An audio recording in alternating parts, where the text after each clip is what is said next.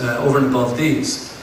Jesus Christ had two agendas to accomplish on his spiritual journey. As those of you who looked at my DVD on how Jesus became the Christ, etc., he had two items to accomplish. One was to get rid of the blocks that were keeping him from being able to manifest as a master. And I mentioned in that DVD that phase of clearing out the old, detritus and garbage from the superconscious mind, which is what I'll explain in 1 minute, that was done basically in the Egyptian initiation rites. In Egypt they had 7 temples along the Nile dealing with the issues of each of the chakras or seals. My favorite one is at Kamombo, the issues of the second seal, which are, of course, pain and suffering, victimization. Oh, poor me, the world is not fair. Why should I be living when all this catastrophe is about to hit the world? Forgetting that we ourselves chose this period in which to live for a specific reason, because we could accomplish far more in this time than we could ever do in more peaceful times. So the test was, you were brought blindfolded after your years of training and instruction on getting rid of the victimization issues, brought into a building, blindfolded. You stopped at the edge of a pool, your blindfolds were taken off, and you were told to jump into the water. This was your initiation. You couldn't refuse, because you were banished from the mystery schools for the rest of your incarnation, if you did. And what are you going to do? Jump into a pool with crocodiles, hungry crocodiles.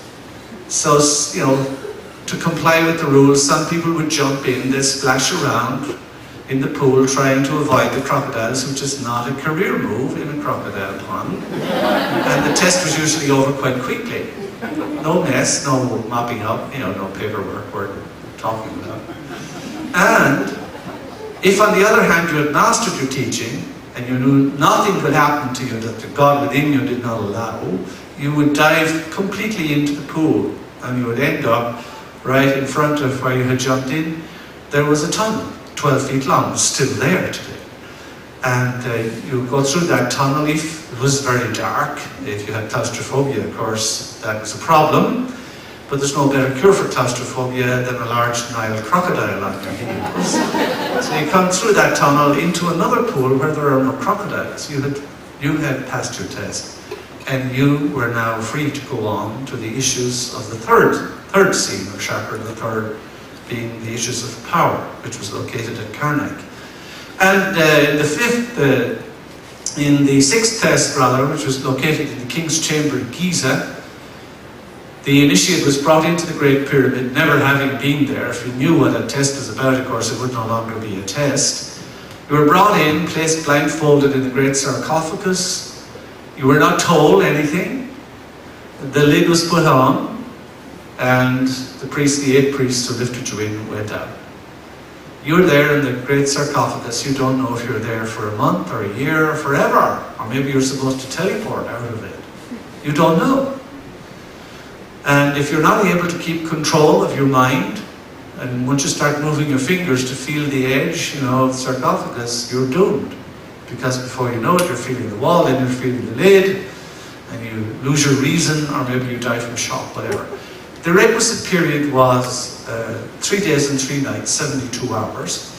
And I discovered a very interesting fact in connection with that initiation, because apparently in neuroscience today, if you're able to keep your focus and hold your